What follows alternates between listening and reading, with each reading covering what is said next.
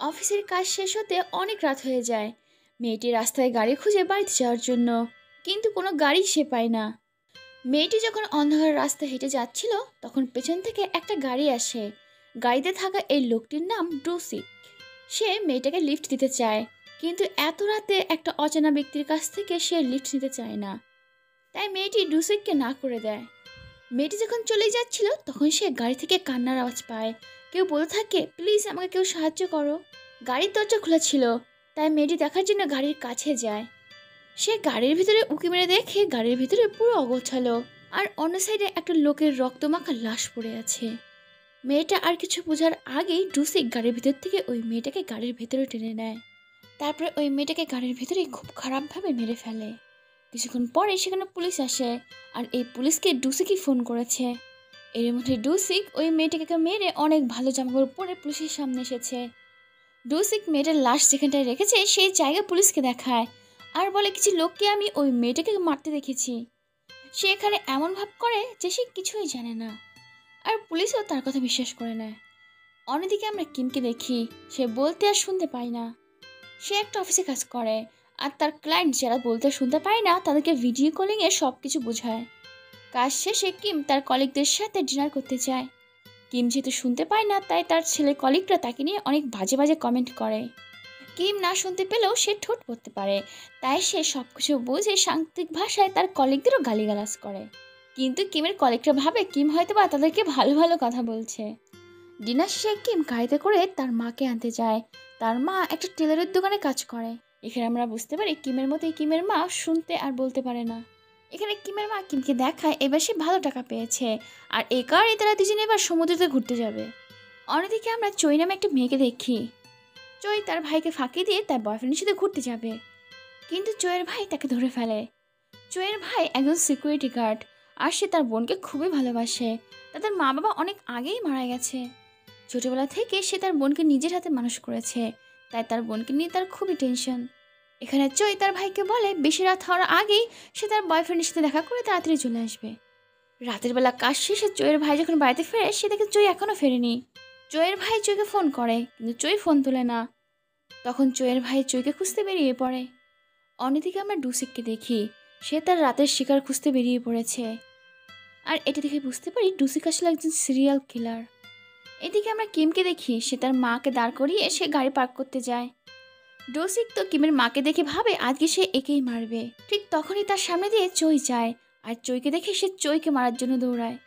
ডোসিক চৈকে ছুরি মারে, কিন্তু চৈয়ের শব্দ কিমের মা শুনতে পায় না। কিমের মা তো এমনিই কানে শুনতে আর বলতে পারে না। ডোসিক চৈকে মেরে কিমের মাকে মারতে যায়।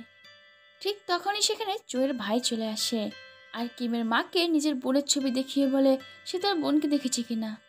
আর এই কারণে ডোসিক কিমের মাকে মারতে পারে না। অন্যদিকে কিম যখন গাড়ি পার্ক করে আসছিল, তখন একটা মেয়ের জুতা তার সামনে এসে পড়ে। আর এটা দেখে কিম জুতা যেই গলি থেকে এসেছে সেই দিকে যায়। আর কিম যখন ভিতরে যায়, সে সেখানে চৈকে দেখে, যার কিনা ছুরি লেগেছে। ঠিক তখনই সেখানে ডুসিক এসে কিমকে মারার জন্য চেপে ধরে। চৈয়ের তখনই জ্ঞান ছিল, সে কিমকে বাঁচানোর জন্য ডুসিককে ধাক্কা দেয়, আর সেই সুযোগে কিম সেখান থেকে পালিয়ে যায়। কিন্তু ডুসিক তার পিছু করে। কিম কোনো মতো পালিয়ে তার গাড়িতে আসে। কিম তার মাকে ভিডিও কল করে এক জায়গায় দাঁড়াতে বলে। ঠিক তখনই পেছন থেকে ডুসিক তার গলায় চাকু ধরে, আর তাকে গাড়ি চালাতে বলে। কিম ভয়ে ভয়ে গাড়ি চালায়, কিন্তু সে বুদ্ধি করে গাড়িটা দেয়ালের সাথে ঠুকে দেয়, যার ফলে ডুসিক তার ব্যালেন্স হারিয়ে ফেলে। আর সেই সুযোগে কিম গাড়ি থেকে দৌড়ে পালিয়ে যায়। কিন্তু ডুসিক তারপর তার পিছু ছাড়ে না, তার পিছনে ধাওয়া করে। কিমও দৌড়াতে থাকে, আর তার পিছু পিছু ডুসিক। এখানে কিম দৌড়াতে দৌড়াতে বুদ্ধি করে পুলিশের অ্যালার্ম বাটন বাজিয়ে দেয়, আর অ্যালার্ম বাজতে দেখে ডুসিক তার কাছে আসে না। এতক্ষণে কিম তার মায়ের কাছে পৌঁছে গেছে। এদিকে পুলিশ আসার আগে ডুসিক চৈয়ের লাশটা সরিয়ে ফেলে, আর সে খুব ভদ্র ড্রেস পরে কিম আর তার মায়ের সামনে আসে। এখানে ডুসিক হেসে কিম আর তার মাকে জিজ্ঞাসা করে তার বোনকে দেখেছে কিনা। সে তার বোনকে খুঁজছে। কিম ডুসিককে চিনতে পারে না, কারণ এতক্ষণ ডুসিক মাস্ক পরেছিল। কিম ডুসিককে বিশ্বাস করে নেয়। সে সেই গলিতে নিয়ে যায় যেখানটা কিনা সে চৈকে দেখেছিল। আসলে ডুসিক এটা ভেবে নিয়ে যায় যে ওই গলিতে গিয়ে মা আর মেয়ে দুজনকে শেষ করে দেবে। কিন্তু সে অন্ধকার গলিতে নিয়ে যাওয়ার আগেই পুলিশ চলে আসে। পুলিশকে সেই গলিতে নিয়ে যায় চৈকে দেখানোর জন্য, কিন্তু সেখানে চৈতে ছিলই না। কিম পুলিশকে সিসিটিভি দেখতে বলে। কিন্তু সিসিটিভি নষ্ট হওয়ার কারণে কোনো ভিডিওই তারা পায় না। কিমের মা আর ডুসিক এই তিনজনকে পুলিশ থানায় নিয়ে যায়। যেতে যেতে কিম একবার তার ব্যাগের দিকে তাকায়, একবার মেয়েদের দিকে তাকায়। ডুসিকের ভাব দেখে কিমের মায়ের একটু সন্দেহ হয় যে এর বোন হারিয়েছে, একে তো এত দুঃখী দেখাচ্ছে না। আর তাতে সন্দেহের ভাবটা দেখে ডুসিক তার কালো একটা ফোন বের করে আর বলতে থাকে, আমার বোন আমাকে এসএমএস করেছে, ও ঠিক আছে। এদিকে কিমের মা ডুসিকের কাছে দুটো ফোন দেখে আর এটা দেখে তার একটু সন্দেহ হয়। ডুসিক মা মেয়েকে অনেকক্ষণ ধরে দেখছে, তার তো একটু ভালো লাগছিল না, কারণ তার তো অভ্যাস মেয়েদেরকে রাত্রিবেলা খুন করা। সে কতক্ষণে এই মা মেয়েকে মারতে পারবে সে আশাতে আছে।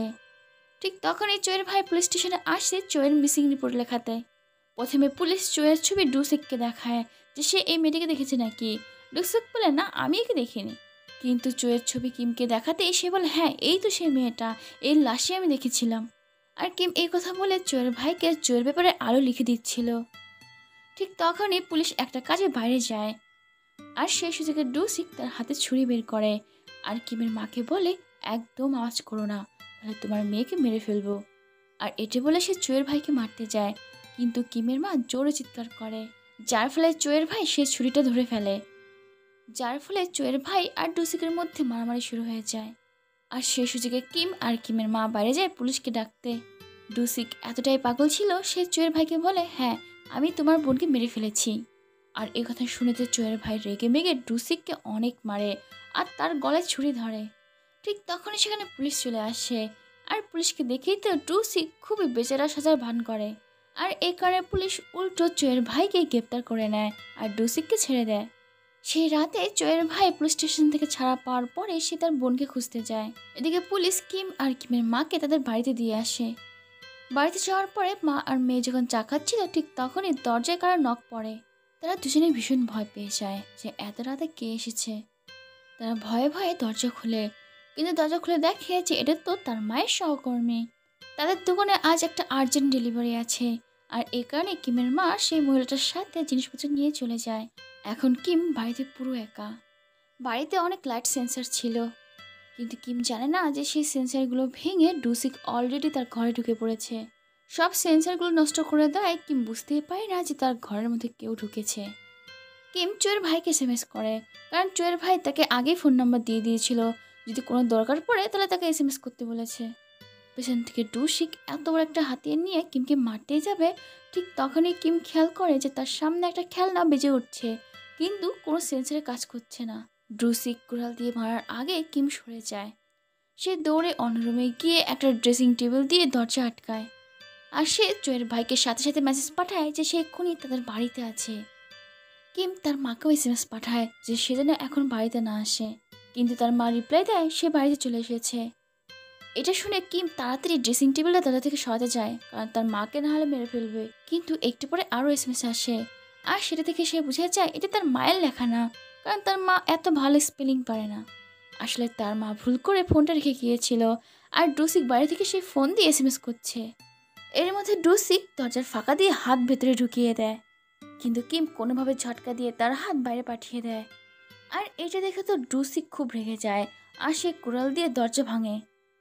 আর কোনো উপায় না পেয়ে কিম জানলা দিয়ে বাইরে লাফ দেয়, কিন্তু ততক্ষণে ডুসিক তার চুলের মুঠি ধরে ফেলে, কিন্তু কোনো মতে তার হাত থেকে পেঁচে নিচে নোংরার উপরে পড়ে আর সে সেখান থেকে দৌড়াতে থাকে। কিন্তু ডুসিক তাও কিমের পিছু ছাড়ে না। কিন্তু একটা সময় পরে কিম এমন একটা জায়গায় যায় সেখান থেকে আর পালানোর জায়গা থাকে না। ডুসিক কিমকে মারতে যাবে, ঠিক তখনই সেখানে চোয়ের ভাই চলে আসে। এখানে চোয়ের ভাই কিমকে বাঁচানোর জন্য যখন ডুসিককে মারতে যাবে, তখন ডুসিক তাকে বলতে থাকে, তোমার বোন এখনো বেঁচে আছে, তুমি কি জানতে চাও কোথায় আছে? তুমি তোমার বোনকে বাঁচাও, নাহলে এই বোবা মেয়েটাকে কাকে বাঁচাবে? চোয়ের ভাই সিদ্ধান্ত নেয় সে চোইকে বাঁচাবে।